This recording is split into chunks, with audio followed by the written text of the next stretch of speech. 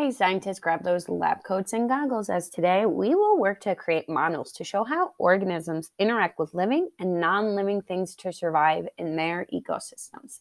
Let's look at our essential questions first.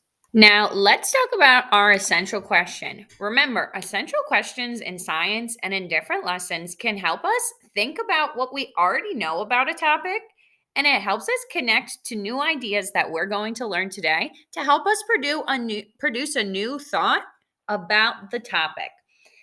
Our essential questions will be focused on our different science topics. So look for keywords. In those keywords, the minute you see them and recognize them, I want you to think, what do I already know about this topic?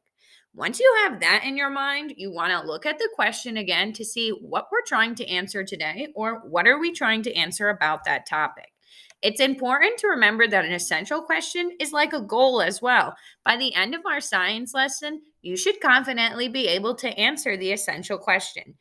Let's go over our essential question for today. Let's look at our essential questions today. Listen to me first. What is an ecosystem? What are the different parts of an ecosystem? Read that one with me.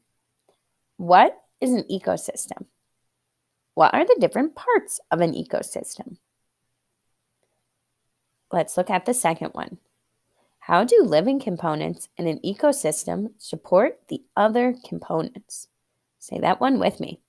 How do living components in an ecosystem support the other components? And our last one. How do the non-living components in an ecosystem support the other components? Read that one with me. How do the non-living components in an ecosystem support the other components? Our first activity is called Plastic Partners. It's just called Plastic Partners because some of the images on your screen might not be 100% realistic, but they're representing either a plant or an animal or a specific item, and that's what we're looking at, not what it's made out of. When we look at the two items, we're going to think about how the two items relate in some type of way. When I look at the giraffe and leaves on the screen, I can think about the leaves as a food resource for the giraffes. It's definitely something that the giraffes need to survive, and it's something that is provided in their natural habitat for them to be able to do so. Here's a picture of what that really looks like in real life. Giraffes really enjoy to nibble down on some leaves as their food.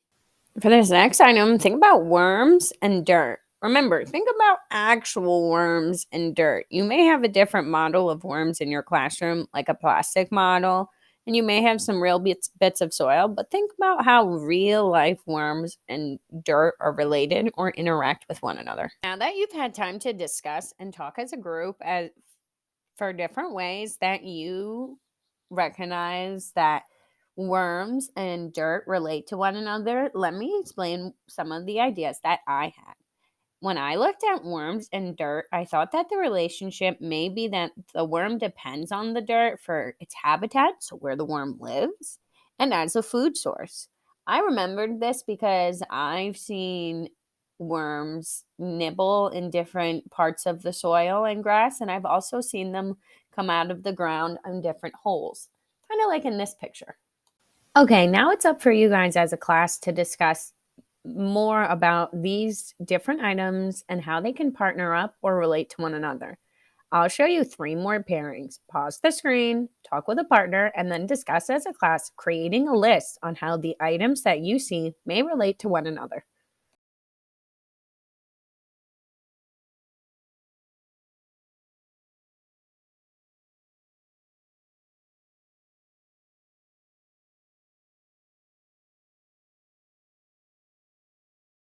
All right, scientists, now that we've had the time to compare and talk about how different animals and items relate to one another, maybe how the animals need the items to eat, breathe, or move around, we are going to do the next activity called Home Sweet Home.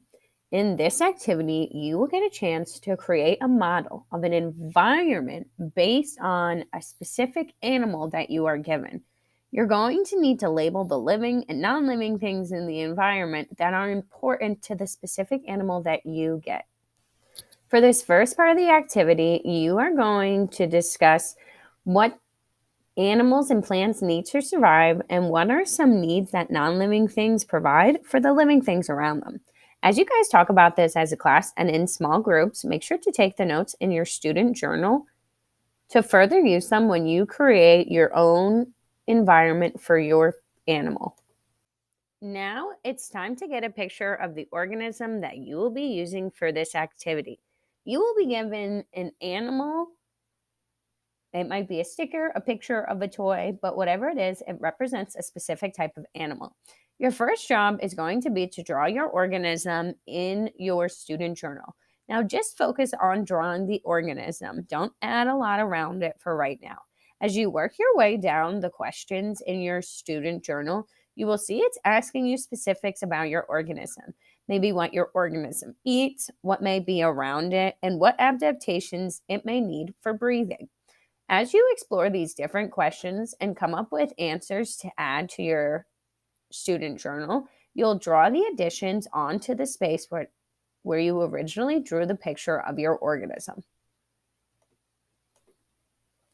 Once you have the sketch completed on your picture and you have answered all the questions in your student journal, it's going to be time to get your creative juices flowing as you start to make a model of your animal and the different materials that it would need for survival.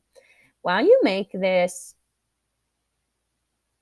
diorama, it's important to remember to label the different items in the picture that are living and non living things that are essential or important for your animal's survival in its habitat. Once you are ready to start your diorama, it's important to think of what materials your teacher is providing and consider what type of environment your animal may need to survive, the shelter they may need, where they're getting their air and water from, and also maybe types and locations of plants that the animal may need in its environment. As you are considering these things in your original sketches, make sure again to consider what your teacher is providing you as far as resources for building these in your end product and diorama. Good luck, scientists. I'm excited to see the end products in the future.